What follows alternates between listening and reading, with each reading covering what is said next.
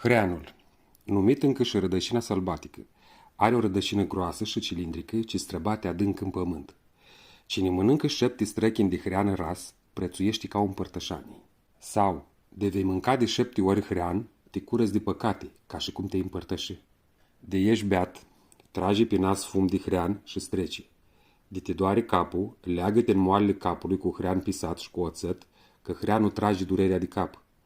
Hreanul ras e bun de mâncat cu urziși făcăluite. Hreanul nu-i bun de mâncat după citună, că se face teios. Hreanul ras se pune la gâtul porcului când are brâncă, frământat cu lapte acru. Cu frunză de hrean se fac sarmale, frunzele să fie tinere. Frunzele de hrean sunt bune de durere de cap. Hrean ras cu făină de grâu și oțet e bun de făcut turtă și pus la junghi sau la cap când te doare capul. Când ieși mirii, să nu mănânci hrean, ca ai să fii rău cu nevasta. Pentru nădușală se face dulceață de hrean.